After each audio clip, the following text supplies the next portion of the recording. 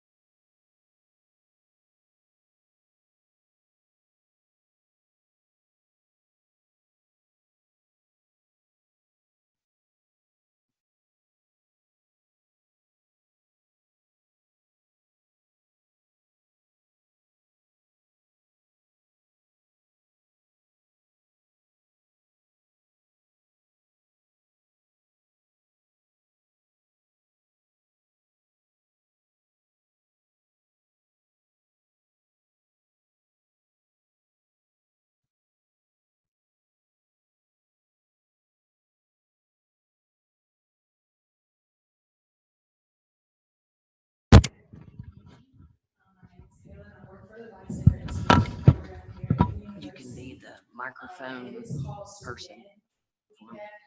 Just make sure it's just somewhere around y'all, so it'll pick up.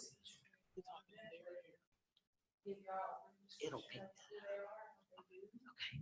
The problem is we don't have a microphone going directly into the computer. My name is Tasha Seaver. I am an administrative assistant 3 for the Residence Life Department. Oh, she said we can talk freely. Okay, good afternoon. My name is Ashley L. Wilson. Hopefully y'all can hear on Zoom. I am the Assistant Director of University Center Operations and Student Engagement in Student Life and Leadership. My name is LaShawn Roy, and I'm a junior here that studies English and Political Science. I'm Vanessa Joyner, and I teach in the Communication Department, graphic design. Great, thank you all. First, I will start. We can go ahead and start. I'm going to start with the first question I want to ask is, what workplace challenges and opportunities have you experienced due to either your gender, your race, or both, if you have any? And I can repeat the question if y'all need me to repeat the question. So anyone feel free. I'll start the oh, you want to start the I'll go ahead and start. I think sometimes challenges came very early in my career. Not that there are not challenges now, but one of the biggest challenges is proving yourself and that you were worthy even with a degree. So that was difficult in the beginning. But I personally think that my parents, my mother made a difference in how you handle those challenges. But yeah, proving yourself in the beginning. My challenge has been different because I work in facilities. And so facilities are heavily dominated, it's male dominated.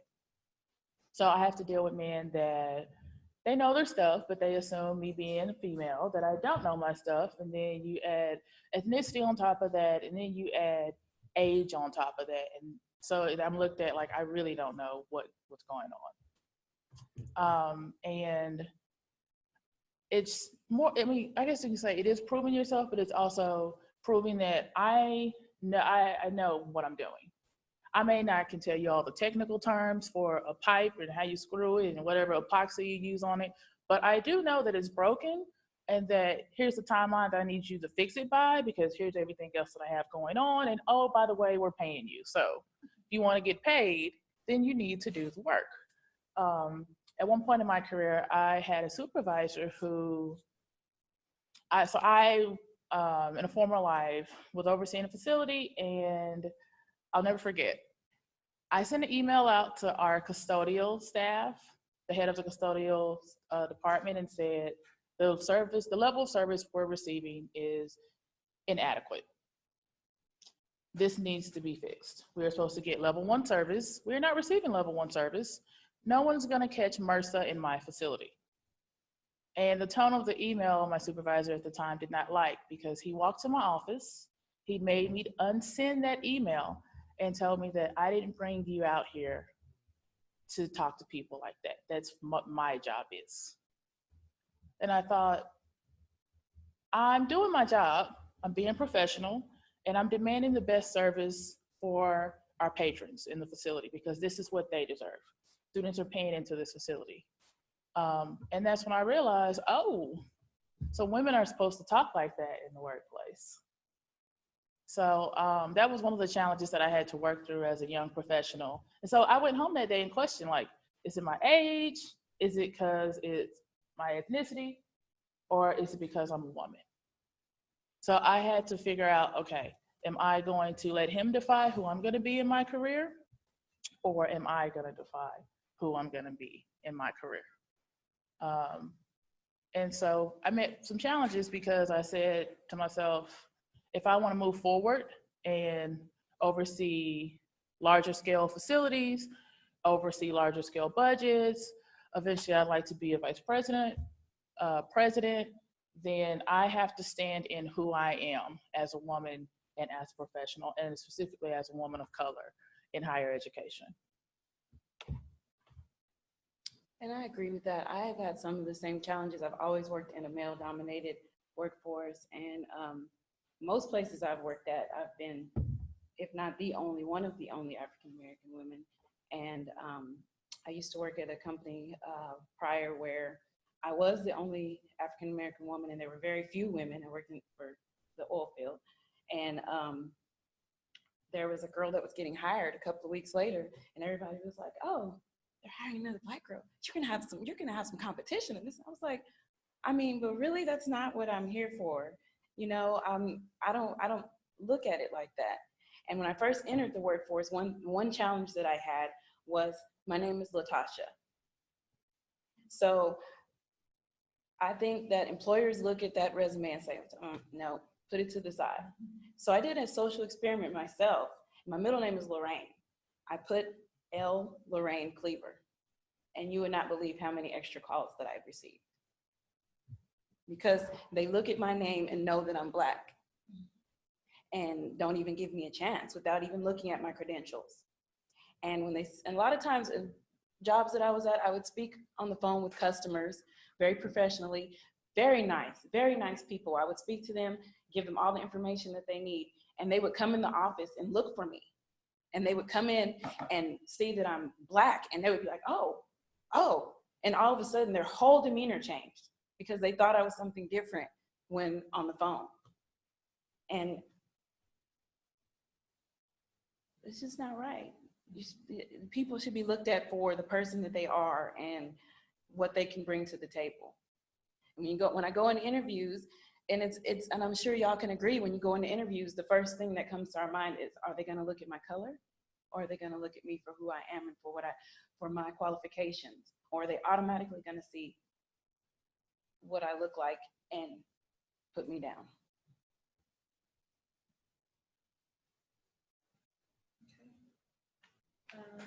How would you define a positive outcome of the conversation with an ally whose allyship is in need of improvement?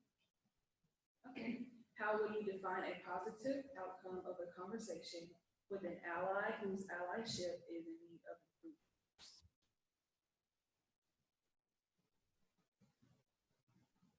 What's the first part again? I'm thinking about the second part, but I'm like, what's the first? Okay. How would you define a positive outcome Okay. of a conversation with an ally? So this is an experience. Yes. Positive outcome. Just letting people know who I am and what I stand for and what I'm about and my knowledge. I had a coworker at one point who kept paraphrasing everything I said. And I let them know, Ashley L. Wilson is very articulate. I don't need a translator. Thank you for your assistance, but I can speak on my own behalf. So, and the person was like, I didn't even know I was doing that to you. Yes, you do that very often. And I don't need anyone saying what I think Ashley was trying to say was, no, Ashley can speak on her own. Now, sometimes I know I may say the wrong thing because I think about the wrong word. And I'm a mom now, so sleep is essential when we can get it. But I don't need you to speak on my behalf. My mom doesn't even speak on my behalf. What do you think you are? Just be having enough courage to have that conversation and the person being well receptive and knowing that person well enough to know, I know this wasn't coming from a bad place. And framing it, I always believe in sandwiching it, the good, the bad, the good. So thank you so much for your assistance. I don't need you to speak on my behalf all the time and paraphrase what I'm saying. But thank you again, and with a smile. I think attitude matters. I think attitude matters in many ways. Sometimes we have to think beyond our first maybe hurt or from a comment and just look for a positive outcome. Say, and at the same time, I try to put myself in the position of other people. What if I misspoke? What if something came from me that I didn't intend and someone just held on to it versus giving me some grace? And I think the same way we have to give other people grace when they misspeak. Because otherwise, if you don't, you'll find yourself on the defensive all the time, thinking someone's going to misunderstand. And it really takes a lot of, to me, mental, just get past that and look for that positive outcome that you mentioned in this. And that, okay, they had a moment. I've had a moment. And I hope that when I have a moment, that someone forgives me, That's what I So you would suggest just thinking positively think positive. to start off with as far as any conversation that you may have with anyone.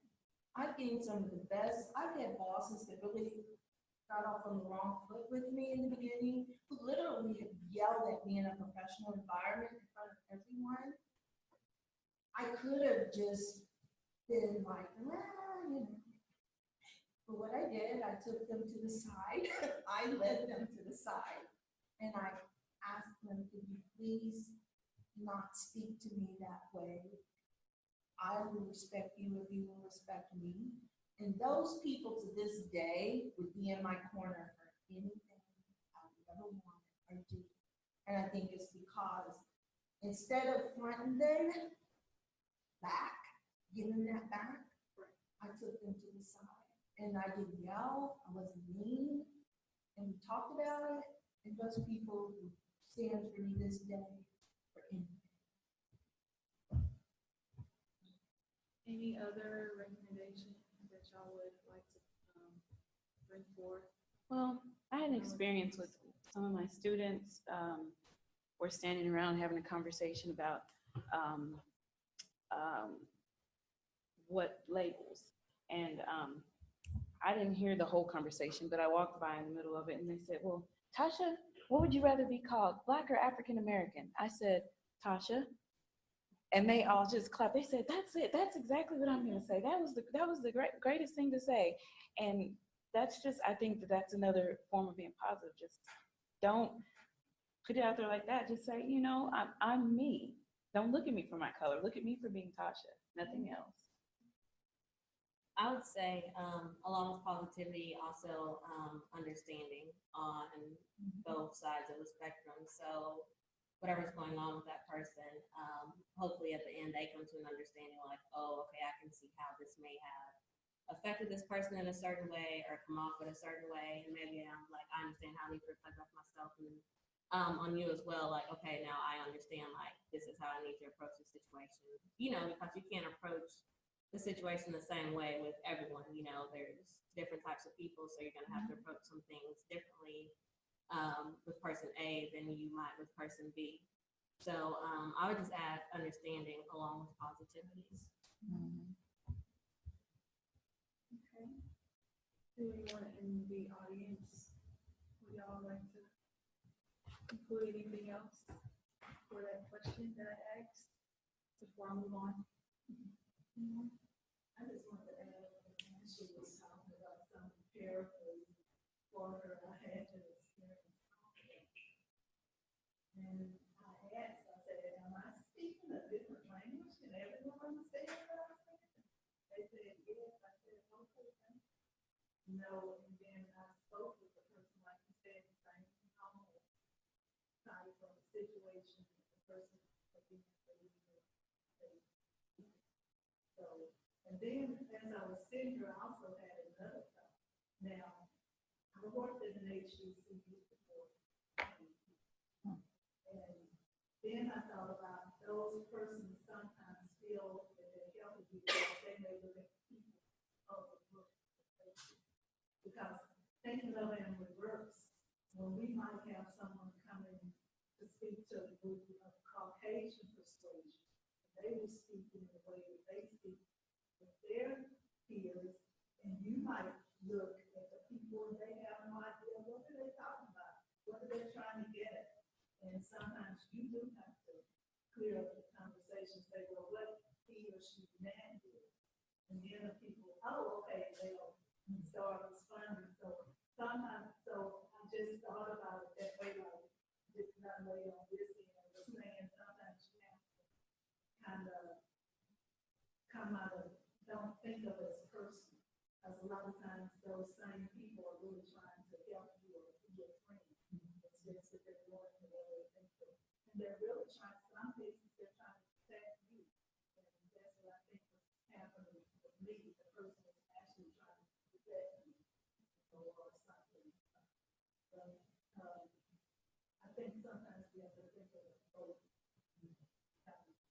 Think about how they person will feel if they read something with the person. I tried, but I have a count system going. It's like, okay, it's once, it's twice, there's a different setting, here's a different group that we're speaking to. You don't have to do that in front of students. I know how to talk to students. I think I have about 5. You can't get past the right hand. Once we're going on 6, conversation needs to happen.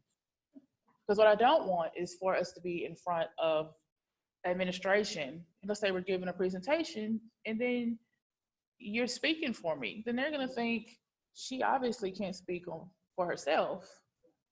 And in my mind, I'm thinking, okay, is this like a power situation going on here, or do you feel like you got to step on me to make yourself a little higher? Like, what's going on now? Because we've been in different settings now. It's a pattern. Now it's time to nip the pattern in the bud. And I also, when you all first started out, I think there was a question about how you feel about your work.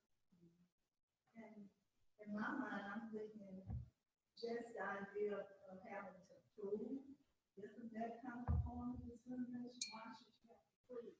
You know, if anyone else walks in because they've had the experience, they have the credentials behind them, you automatically, they're not expecting them to prove, they're expecting results, they're expecting the person to just do and work. You know, and I think that if a person is put in that position is not fair. Of having to prove, even though I know that happens, but just having to prove is not common. Yeah. Common. I feel like that way too. Yeah, it's like a way of the world. I mean, you know, I'm a product of my mom, constantly humbling me and giving me the way of the world, and it's not right, it's not fair, but it's life, and so you have to make your adjustments. Mm-hmm. Everybody has to do it to some. Mm-hmm. And I mean, I knew this in high school. I went to a predominantly white high school. I was the only African American person to graduate in my class. And I remember being in class once, and they were talking about affirmative action. Oh, whoa. And it's like, they need to throw that out. I don't even know why they have it, all these other things. And I said, well, you have to understand it from this viewpoint, because we can be the same, have the same education from the same institution, have had participated in the same organizations, both had a job, but my resume is going to have to dazzle compared to yours. And that's just how it is, and I've accepted that. But I'm going to make sure that my resume is going to dazzle compared to yours. And so that way I can get that interview, because I'm going to come in and kill that interview, but let me at least get that opportunity to be considered for that position. And so I feel that when people start to think about those things before they speak, then it's like, just, we were saying grace and empathy. I think we need a little bit more empathy, because I try to practice that. Let me think about where this person was coming from. I know I sounds like I'm like a snap off person. Really, I'm not. I'm nice. I feel like I'm nice, but but I try to practice empathy with my students, because I have to lead by example. And we do talk about race. We talk about religion. We talk about so many different things, gender, but I also want them to know, like, think about empathy first, especially before you speak, because you're going to say something that you don't know what's going on in somebody's household, what's going on, what happened in their background. And before you offend them, you need to think about what's coming out of your mouth, because it could take one sentence can ruin somebody's life, just depending on where they are in their life at that moment, at that time, and whatever else is going on. And I say in their home. You never know what's going on behind closed doors. My mama always said that. So I think we need a little bit more empathy. Okay. Following empathy, I want to ask, for those of you who have experienced discrimination or harassment in a work environment, is there anything a bystander or ally could have done for you that they didn't?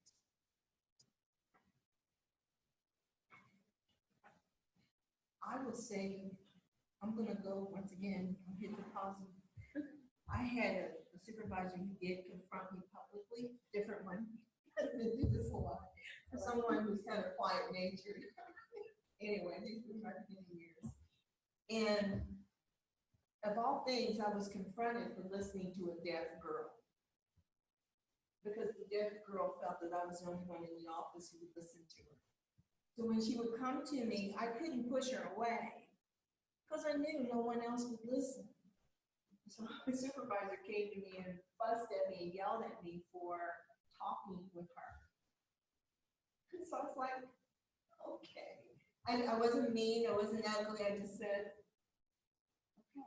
Well, ends up another person in the office overheard this. And that person became so inflamed about it, because he said, she's a nice person, but she's the only one who will listen to her, and how dare you front her, because I was the only African-American artist out of about 30. And she would come to me, and he told the supervisor that if you ever want to yell at someone, it's you and me outside. It was a coworker. He said, it's you and me, but don't ever attack her like that, because she didn't deserve that. She was just listening to somebody who no one would listen to. Because I felt like I would take my break if that girl needed somebody to talk to. I didn't care. Because a lot of people couldn't understand her. So, but I did have a person, and he was Caucasian, and he stood in my defense, and he said, don't treat her that way. Okay. Not that I couldn't have defended myself, but I didn't know he'd done it. He told me after. He confronted. That was a great way of intervening Yeah, it was. in that situation. I would say stand with me. If you don't think it's right, if you don't agree with it, stand with me. I had a former supervisor he was an older Caucasian male. He would make comments about women in the kitchen, women in the house. So, I mean, no surprise that he told me to unsend that email. But, and we were in staff meetings. I'm like, is this really happening right now? Like, I know I'm a new professional. Should I say something? Should I not? Like, he's talking about like, oh, I know you women wouldn't understand. Like, this is happening, 2012. Wow. And I had a coworker, and she had been there before me, and she warned me about it, and she would always complain to me about it, but she would never do anything about it. And I have to say, it was probably 3 months in, and I finally said, okay, you know what? That's not funny. We can have constructive conversation about whatever we're talking about, but I feel uncomfortable with you talking about women. What do you do when I'm not in the room, when I'm not present? I can't account for. But please have enough respect for me in this space to not demean women. I think that's probably one of the reasons why we got off on the wrong foot. But I let him know, like, I'm taking a stand on you. You can't just say what you want to about women in my presence. I'm a woman. Like, like who does? Oh yeah, so who does that? But he does. But like, I'm sitting right here. Stand with me. That is what I need. Because at that time, I'm new. I'm new to another state. I am new to, I'm a new professional. So I'm trying to figure out myself in the profession, on navigating this new campus, and navigating this new department and the culture. So I think at that time, having a coworker that stood with me would have solidified our relationship, but it would have added a little bit more unity to the department. But then again, I think about, she didn't have the courage to stand, and not everybody does. So I can't fault her for that. But if you don't stand for something, you'll fall for anything. So just have the courage to stand for what you believe in, for what you feel is right. Regardless of if you feel like your job is in jeopardy, which we were union at this position, so our jobs were protected because we were union. I know we're not in the great state of Texas, but just have the confidence and the courage to stand. Even when you don't feel like you have a voice, you always have a voice. Say something. Just following off of what she just said, whether you think is right or not. Have the courage and be brave enough to say, because someone else may not be brave enough to come forth and say what they may feel or how they feel. You may be helping the person next to you or in your community. You may not think that it is, but a lot of people deal with this on a daily basis, and this can really benefit your community. And at this university, the students at Kayla, it also contributes to what we call safe environment. Because when that person stood up for me, they made me feel safe. Because then I knew I wasn't on my own, even though I was far away from home, my real home. But I wasn't alone because somebody cared enough about me. But even though, and in the future, that supervisor he really treated me. To this day, he's one of my best friends. Wow. If I needed something, if I found that person where they lived, he would be there. So it's funny how someone intervening changed the trajectory of that relationship and made the person aware that, wow, I was really cruel. But that person's on my side, would do anything for me.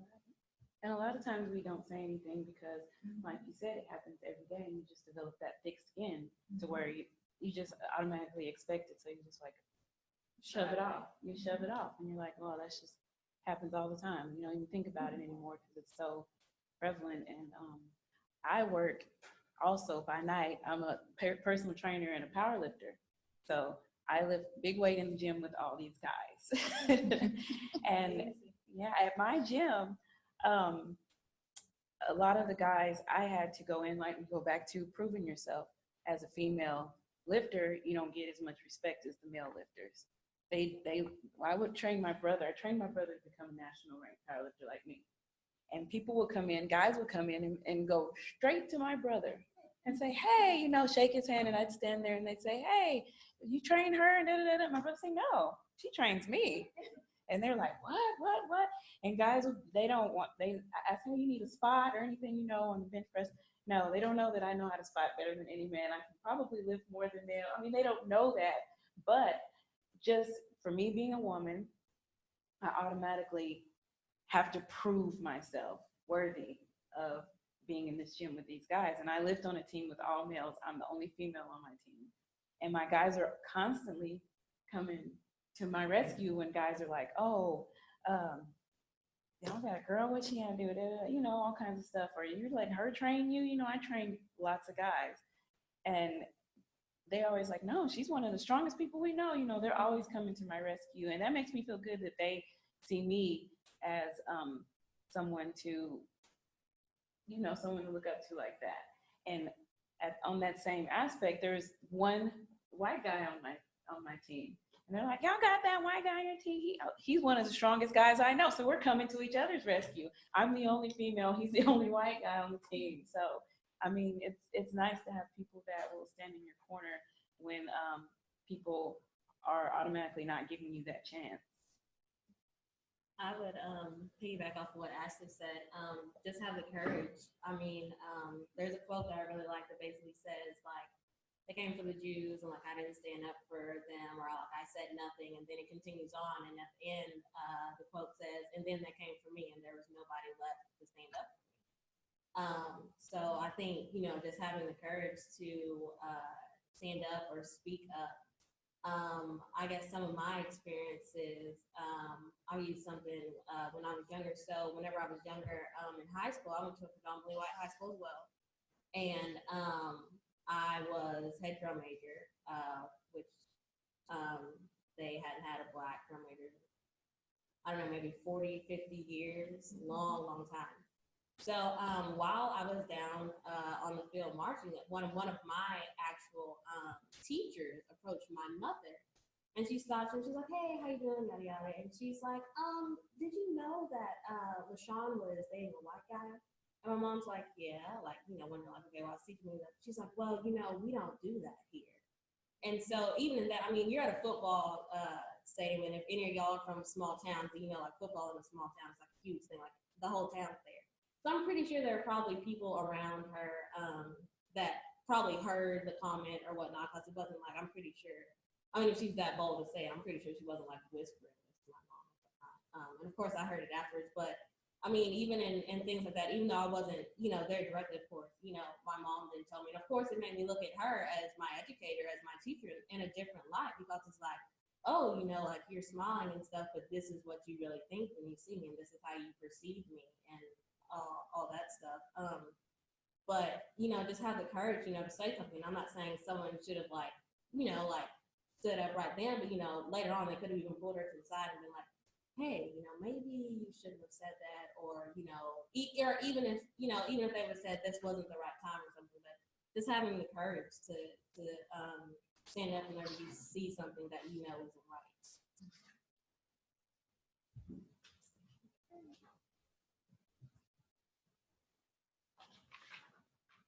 Are there any other comments, examples, suggestions that anyone else would like to include in this discussion? About that high school thing, I went to my high school, most of the faculty and staff were Caucasian. I'm biracial. And I was the only considered African American graduating top 10 people of my class. And a lot of parents weren't happy with that. My mother is African American. And it's kind of uncommon to see an African woman with a Caucasian man. It's very uncommon. Well, I was sitting in my pretty much counselor's office, and everybody, I wanted to see top or baby. From the top two, everybody did it. And she told me, I don't think that's the best fit. And I asked her, why? I was like, my grades, like, I do all this extra credit, I volunteer, I put myself out in the community, I talk to younger kids, like, she's just like, I feel like you being a woman of your color, that you T-Top or prevailing would not accept you. And one day she came to my job, and she was like, how school? I said, I go to the University of Texas. And I said, I am not. And I said, I do. And And when I told my mom, she always told me, she was like, Clarissa, you're always gonna have somebody beat you down because of the color of me. And I was telling my mom, no. I said, Mama, you are sharp. I am Clarissa. We are not color. And my dad always told me that he didn't look at my mom because of her color, because of this. He said he looked at her personality, who she was. And he said that's why he still loves his dad. And he always tells my brother, there's gonna be people out there who don't like you because of what you look like. And he always tells me, shrug it off. Because at my job, predominantly, most people that come in are Caucasian people. Every day, I have many people put me down every day, and I'm okay. I tell myself, I'm fine with it. And my boss, because I've been listening to what y'all saying, my boss always listens, always. And I run the front. Like, he runs the back, I run the front.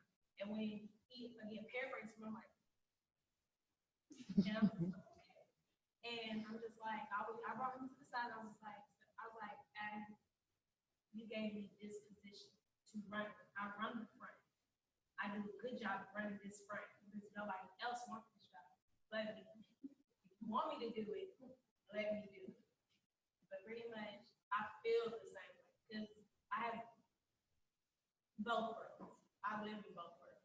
And it's kind of hard sometimes to be biracial because I'm just like, my mom's African American.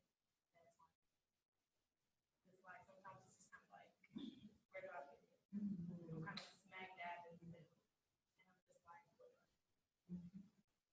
And it's interesting you say that too, because what was kind of, I guess, if like a laughing point or something kind of humorous is that the guy that I was dating at the time wasn't even white, he was actually Hispanic, but he didn't tell people he was Hispanic because at the school he had previously attended, he had been bullied and physically abused, as in boys jumped him and actually like carved, he had a scar on his arm where they carved something in his arm, basically like a racial slur because, you know, he was like, yeah, I'm Hispanic, blah, blah, blah. So when he came to this school, he didn't tell people, and, you know, you couldn't just tell, you know, by looking at him, but it's just like, you know, I mean, he wasn't even white, so. And that's, jumping off of what you said, I'm from New Mexico, I'm not from Texas. So it's a different culture. When I moved here, I kind of felt like I was on the fence in both. I mean, you know, I'm dark skinned, but I articulate my words very well. And like I felt like the Black people were like, oh, you act white. You know, they would tell me that. You act white, you look white. You know, I have long hair under this. It's very long and straight. And they're like, oh, you kind of act white or whatever, you know. And then the white people would be like, well, you like different. I mean, you're not like them, you know. Like, I was like, well, this is really weird. I don't understand because I articulate my words because I speak every syllable that I am somehow different. I don't fit in either spectrum, you know. I didn't get that same treatment when I was in Mexico. It was just kind of like when I came to Texas, I felt kind of out of place. I felt that living here. Just by how people approach me, especially since I decided to go natural. There's just an assumption that I don't know, that I'm not intelligent or that I can't articulate. And I was at one of the Walmarts getting my contacts, and the lady was just so rude. She's an African American lady. She was just so rude. I was just like, why is this lady so rude? If you don't want to work here, lady, you don't have to.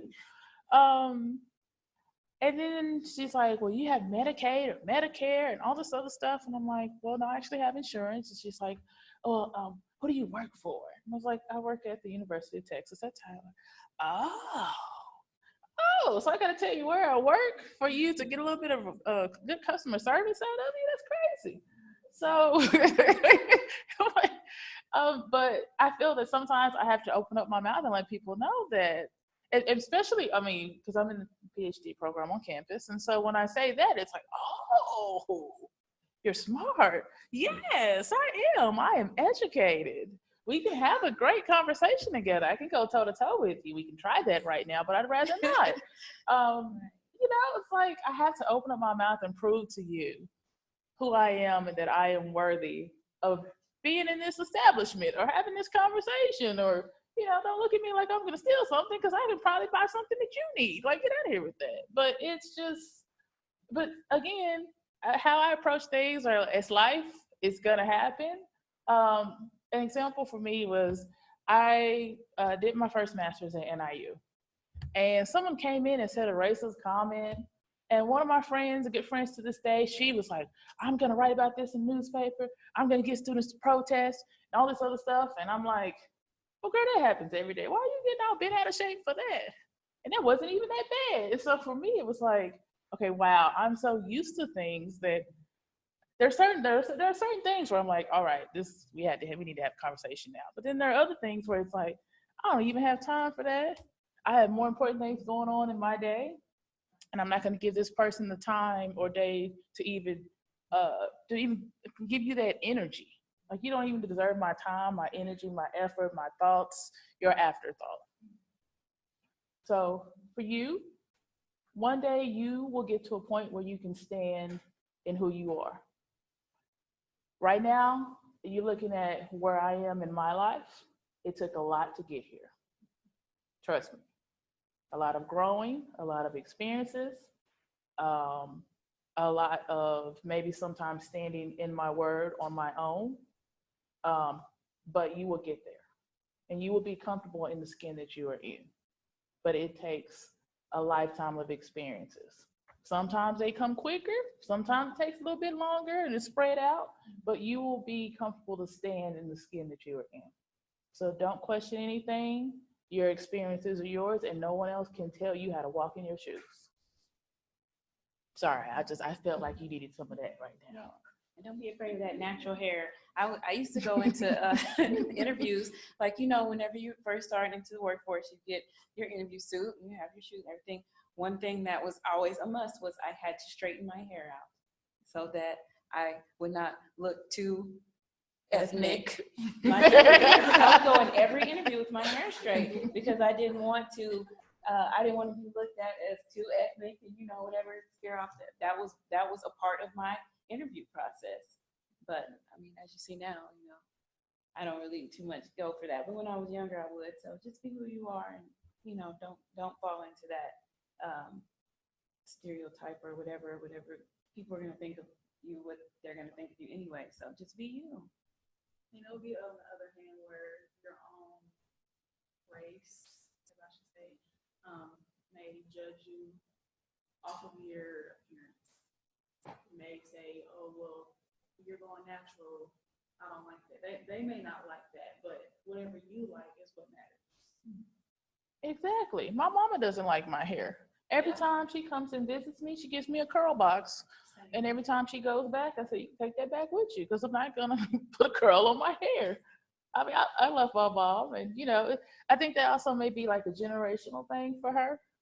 So she's like, no one is ever going to take you serious unless you perm your hair. And I'm like, well, if I have to perm my hair to be who I am, then that's not a place that I need to be. In my family, well, in my city, and I was actually the first, believe it or not, Black woman, especially a professional, who chose to wear her hair natural, not just in the short, but I started wearing it in the full length and wearing it, in different styles that you can do with natural hair. And as this young lady said, on the Caucasian side, most of them are like, oh, your hair, wow. How do you get your hair like that? And they're like, embracing it. On the Black side, I can't believe you're representing. Now, my last institution was HBCU. My first institution was predominantly white. And I was one of the first Black faculty that they hired, me and two other Black women. So when I chose to go natural, it was a big deal to me. My whole family was like, why are you doing that? I had another sister who was a professional. She said, if you came to me with your hair like that, I would fire you. Now, fast forward to 2017, every one of my sisters is natural. Even my mother was natural. Most of my cousins are natural. But in the beginning, I think it wasn't so much, it was that they were afraid. They didn't know how society was going to take natural hair, especially in a small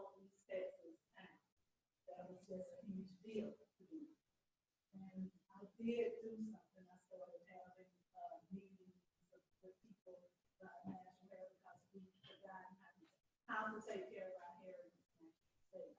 So I started having those at my home and colleges around the city, and more people began to do it. Because they finally said, why can't I wear my hair like this? Why must I conform to a society, whose hair is just the total opposite of mine? Why must I do that? When, this is what God gave me. Why can't I have it like this? Because every other race on the planet, they wash their hair, they walk out the door, that's it. Black women in particular are forced to do things to their hair that is just almost atrocious. They have to just turn it into something totally opposite of what it is. And it's because it was ingrained in our minds that we have to do that. And at one time, we almost didn't have to do that if we want to be something other than a maid. You had to almost do it. It's required because people didn't understand. But today, I think it's a blessing that this young lady is to hear those raised, that you can fit a blue short throat, that you can have your hair in a school sitting there, that you can choose to wear a curly style, that you can choose to be curly, that she can choose to be straight, that I can choose, to wear my hair natural. I think this is a blessing, and for most people, most races of people don't even understand it, but it's something we had to go through. And like I said, on the Caucasian side, I applaud them because in my city, they were more supportive of me than my own people. When I chose to do this, especially when they found out, a lot of them had no idea we had to go through the measures that we go through to get our hair right. They had no idea. And so they were like, I don't blame you. I wouldn't do that either, And they were supportive of me. And one of my coworkers, who was a Black woman, me, her, and my boss were sitting at the desk, and she said, what do you think about her hair? Real sarcastic. And I looked at her like, why are you saying that? My boss, before I could say a word, she said, you know what? I don't care what her hair looks like. As long as she continues to do the level of work that she does, I'm pleased. And the look on her face, and she told her, she was like, but that was in her, she just could not, she had the most perplexed look on her face, like, why would you say something? But I think it's like Marcus Garvey said, you need to take the keys out of your brain.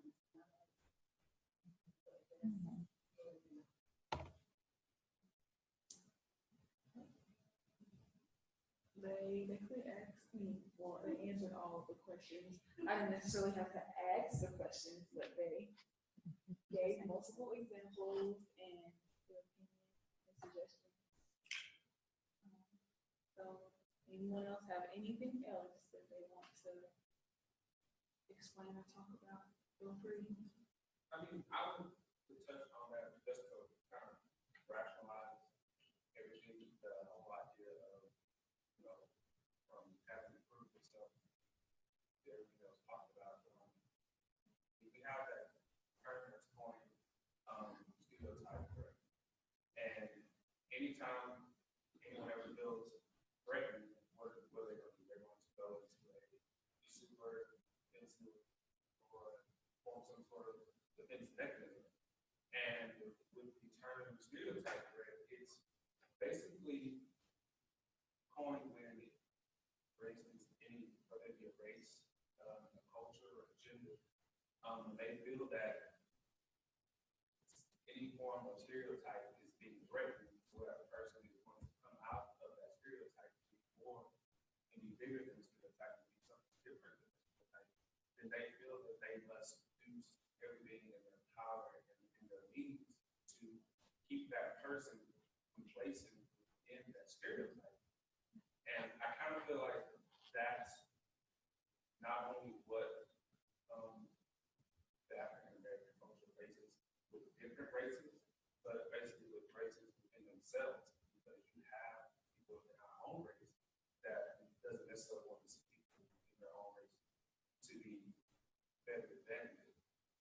it's okay for you to be doing better, but not necessarily be better than them, look better than them, have more money than them.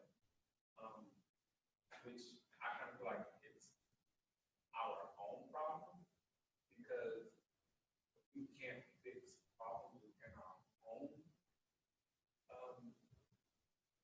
culture, then how can we necessarily expect other cultures to take us serious if we can't necessarily take our own?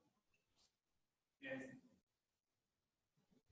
that's just like any of us, just like any other culture. I mean, like I said, there was I was in Houston at a wedding, and there was this older gentleman. He had told me a quote. He gave me a quote. He had said, at one point they tried to bury us, but what they failed to realize is when they buried us, we were seeds and we began to grow. And when he told me that, I sat there and I thought about that for a while, and I was like, wow, that really resonated on me, and it really spoke to me because, as much as you let a stereotype get to you, as much as you are complacent in a stereotype, I mean, you're never going to get it. And it's up to you to try to get outside of that stereotype, no matter how many, how many defense mechanisms are put up in place for you to try to, not be that statistic or be whatever that person says. I mean, at the end of the day, it's a dog eat dog world, all about competition. I mean, yes, there's going to be racism here and there, but I mean, at any point when someone feels threatened, they're going to do anything in their power to try to keep someone out of that position of trying to take whatever it is. But in my own personal opinion is we all have to share this planet, so we might as well get along.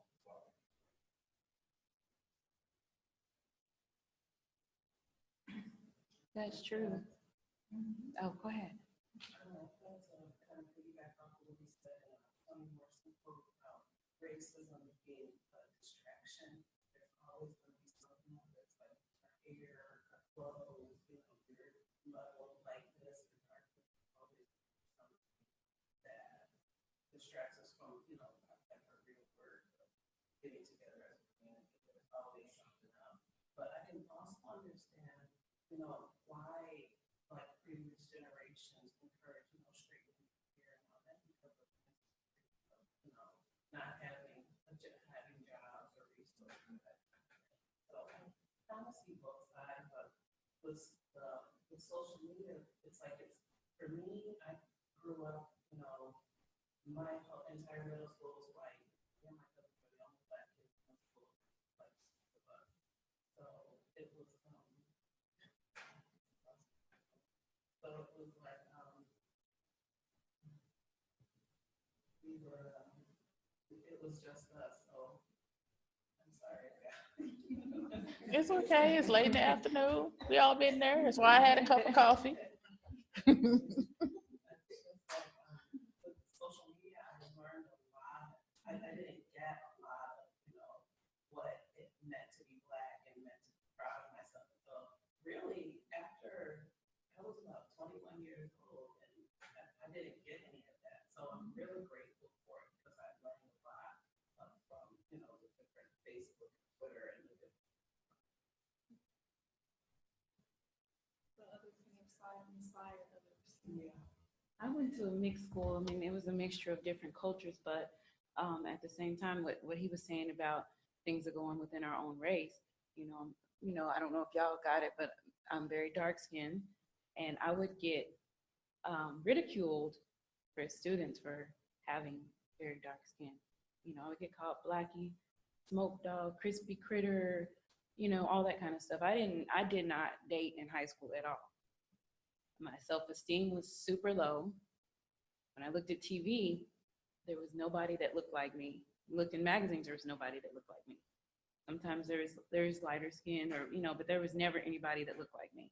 So I felt like I was ugly, and I did not come into my own until I was an adult. because my culture or no one around me made me feel beautiful. I had to make myself feel beautiful when I got older. You know, dark girls aren't supposed to wear bright colors on their face. I wear pinks, greens, whatever I want now. But growing up, I did not get that. And I try to be that inspiration for younger girls coming up now, that you can be whatever you want to be. Don't worry about, I mean, embrace your darkness, embrace what you are. Don't let anybody tell you that you're not beautiful, because you are. You are God's child. I can give an example. A lot of people automatically assume that I'm mixed. I'm not mixed. Both my parents are African American. If I am mixed, I don't know about it. So sometimes I get that stereotype. People automatically assume that I'm mixed, or even people of my same race, African Americans, assume that I'm mixed, and I'm not. And I find it offensive sometimes. I mean, I know some people may not know, but I can find it offensive in a way, because you're automatically assuming that I'm something that I'm not, assuming that I'm something when I'm not. And I have to let them know that I am African American, and I know you can educate them about some things, and you can inspire.